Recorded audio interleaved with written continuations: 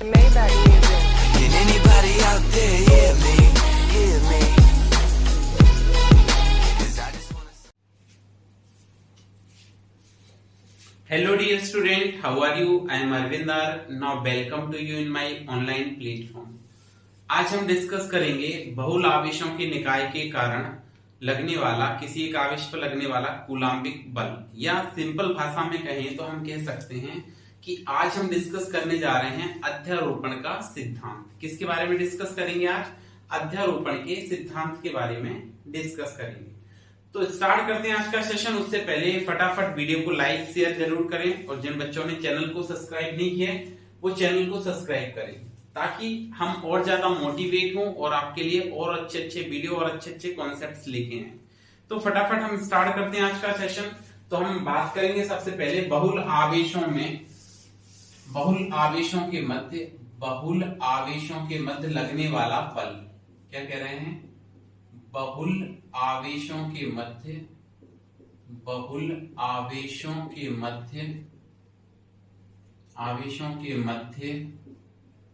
लगने वाला बल। बहुल आवेशों के मध्य लगने वाला बल, या सिंपल भाषा में हम कहें तो हम कह सकते हैं अध्यारोपण का सिद्धांत। अध्यारोपण का सिद्धांत। तो सबसे पहले तो हम ये अध्यारोपण का सिद्धांत लिखते हैं कि ये अध्यारोपण का सिद्धांत होता क्या है। देखिए, अध्यारोपण का सिद्धांत क्या होता है कि इस सिद्धांत के अनुसार आवेशों के निकाय में, बहुल आवेशों के निकाय में किसी एक, लिख लेते हैं हम, इस सिद्धांत के अनुसार, इस सिद्धांत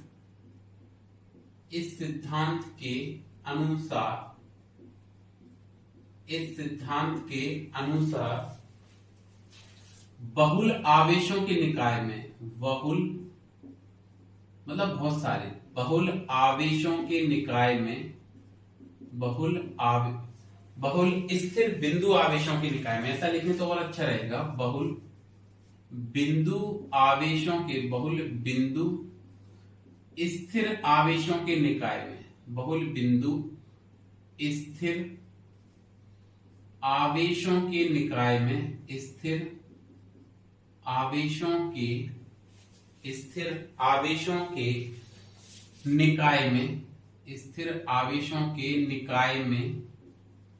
निकाय में किसी एक स्थिर बिंदु आवेश, किसी एक स्थिर बिंदु आवेश पर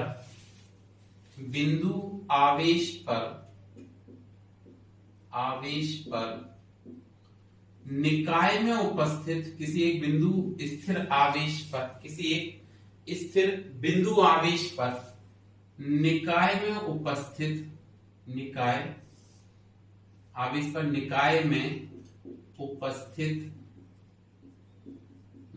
में उपस्थित अन्य स्थिर बिंदु आवेशों के द्वारा उपस्थित, निकाय में उपस्थित अन्य स्थिर बिंदु आवेशों के द्वारा, अन्य स्थिर बिंदु आवेशों के द्वारा, स्थिर बिंदु आवेशों के द्वारा लगाया गया, आवेशों के द्वारा लगाया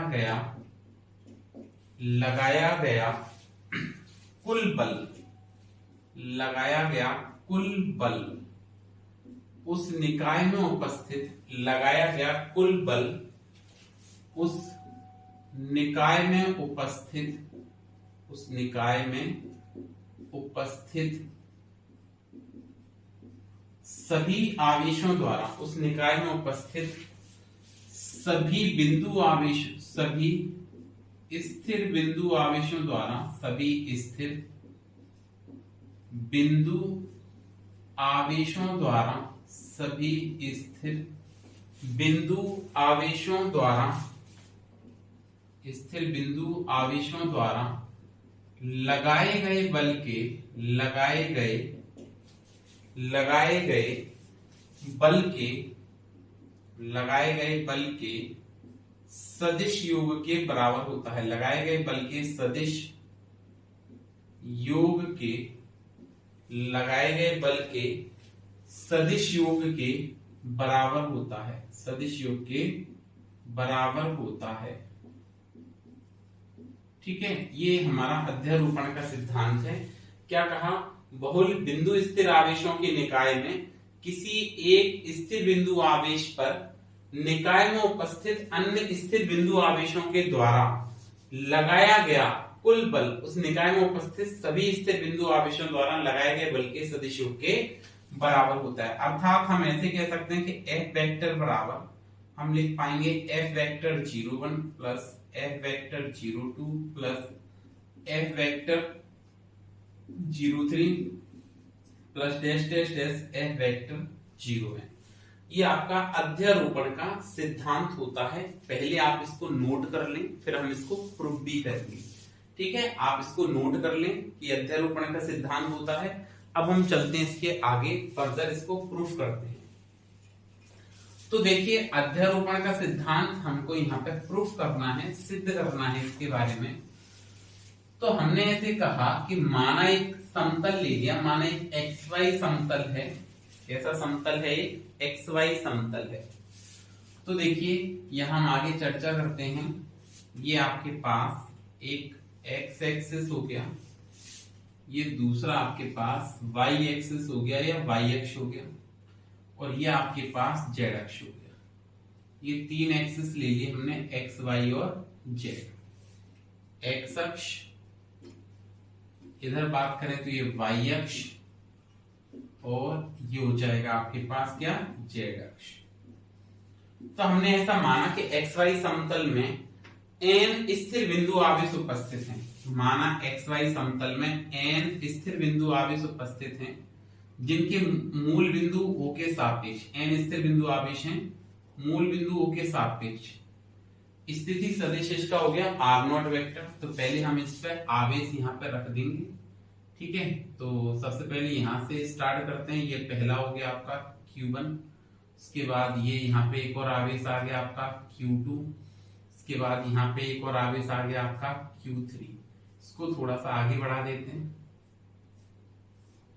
ये Q0 है, और ऐसे चलेगा ये आगे डैश डैश डैश, और नेक्स्ट यहाँ पे आ जाएगा आपके पास Qn। ठीक है, ये हमने आवेश लिए। तो स्टार्टिंग करते हैं यहां से। तो हमने कहा कि माना XY समतल में Q0, Q1, Q2, Q3 dash dash dash Qn स्थिर बिंदु आवेश मूल बिंदु O के सापेक्ष क्रमशः R0 vector, R1 vector, R2 vector, R3 vector dash dash dash Rn vector स्थिति सदिश पर स्थित है। इन सभी आवेशों के निकाय में हमें क्या करना है? Q0 आवेश पर लगने वाला कुल बल ज्ञात करना है। कौन से आवेश पर लगने वाला बल ज्ञात करना है? Q0 आवेश पर लगने वाला बल ज्ञात करना है। तो अगर Q0 आवेश पर लगने वाला बल ज्ञात करना है तो हमने क्या किया, यहाँ पे इसको इससे ज्वाइन करवा दिया, इससे मिला दिया। अब ये Q1 जो है वो Q0 को प्रतिकर्षित करेगा, और ये वाली दूरी आ जाएगी आपकी R0 वेक्टर है ये, और ये R1 वेक्टर है। तो हमने कहा ये हो गई R वेक्टर 01। ठीक है, ये जो दूरी है वो क्या हो गई? ये दूरी हो गई R वेक्टर 01। फिर हमने Q2 वाले को भी इससे ज्वाइन करवा दिया, और ये दूरी हो जाएगी आपकी R वेक्टर 0। अब ये क्या करेगा? Q1 इसको Q0 को प्रतिकर्षित करेगा, तो ये जाएगा बल F वेक्टर 01। ये इसको प्रतिकर्षित करेगा तो ये बल हो जाएगा F वेक्टर 02। इसको भी इससे ज्वाइन करवा दिया, और ये दूरी हो गई आपकी R वेक्टर 03। तो ये भी इसको प्रतिकर्षित करेगा, और ये वैल्यू हो जाएगी F वेक्टर 03। ठीक है, उसके बाद हमने इसको इससे ज्वाइन करवा दिया, मिला दिया, और ये दूरी हो जाएगी आपकी R वेक्टर 0n, और इसको यहां से प्रतिकर्षित करेगा तो ये दूरी ये ऐसे प्रतिकर्षित कर देगा F वेक्टर 0n। अब आपको यहाँ पे परिणामी ज्ञात करना है, तो इनका परिणामी कुछ इधर से आएगा F वेक्टर, इसको हमने इससे ज्वाइन करवा दिया, मिला दिया इनको सभी को, तो इस पर ये इसका क्या हो गया, ये कुल बल हो गया। कुछ इस प्रकार से आपका ये डायग्राम कंप्लीट हो जाएगा। समझ पा रहे हैं आप बात को? ठीक है, थोड़ा सा ये डायग्राम कॉम्प्लिकेटेड हो गया, बट आपको समझना पड़ेगा। यहाँ पे Q1, ये Q2, ये Q3 और ये Qn। यहाँ पे आपको ये बात समझनी पड़ेगी। तो हम सबसे पहले देखें कि Q1 आवेश द्वारा Q0 आवेश पर लगाया गया बल। क्या लिखा? Q1 आवेश द्वारा Q0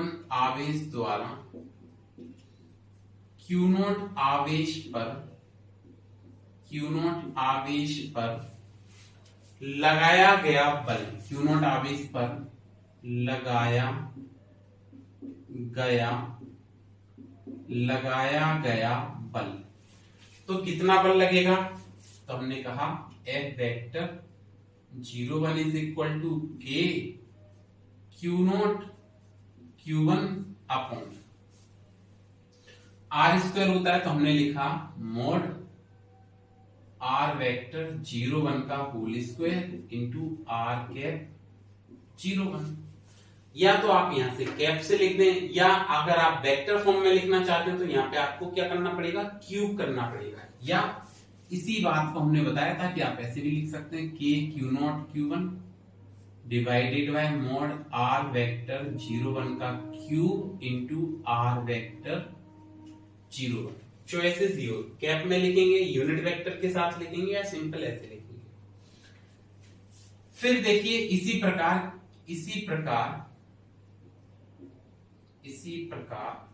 क्या लिख पाएंगे, Q2 इसी प्रकार Q2 Q3 dash dash dash Qn आवेशों द्वारा डैश डैश डैश Qn आवेशों द्वारा Q0 आवेश पर लगाया गया बल, Qn आवेशों द्वारा Q0 आवेश पर लगाया गया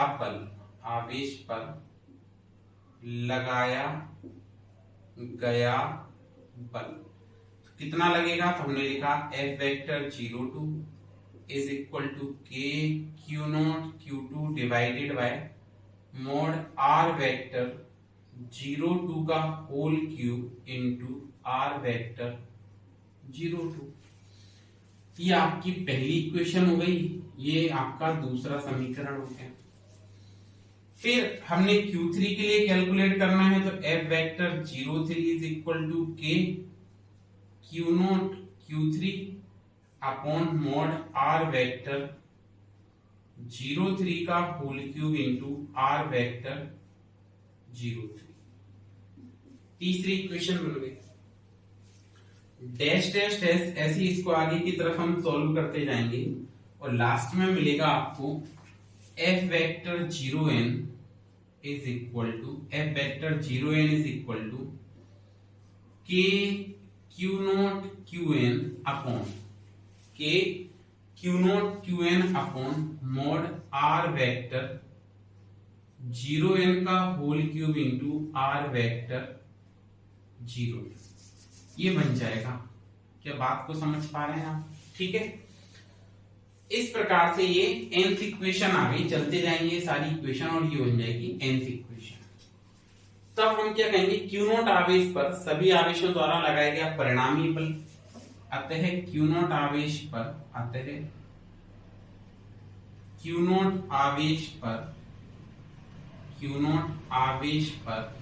सभी आवेशों द्वारा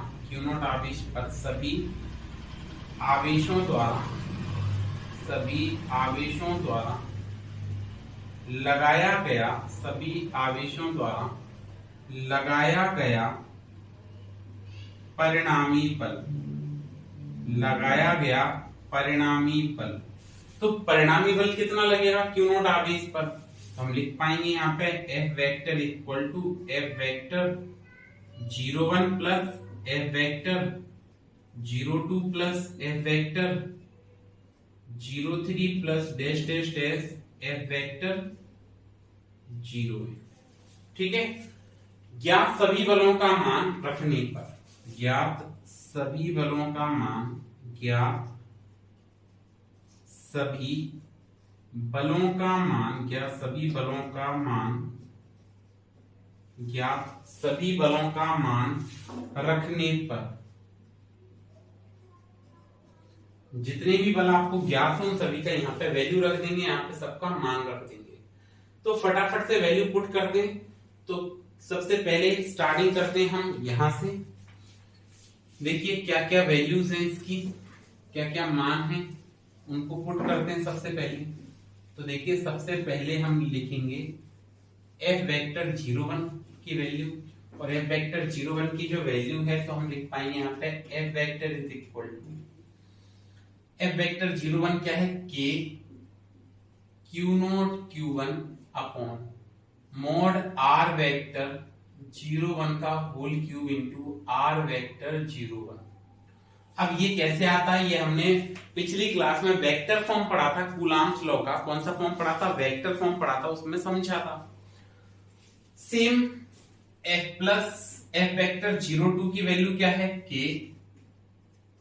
q0 q2 upon mod r vector 02 का whole cube into r vector 02 plus k q0 q3 divided by mod r vector 03 का whole cube into r vector 03 plus, ऐसे लास्ट तक हम सॉल्व करते जाएंगे तो ये चलेगा dash dash dash dash dash plus last term क्या आ गया, k q0 qn upon mod r vector 0n का whole cube into r vector 0n, ये लिख दिया हमने।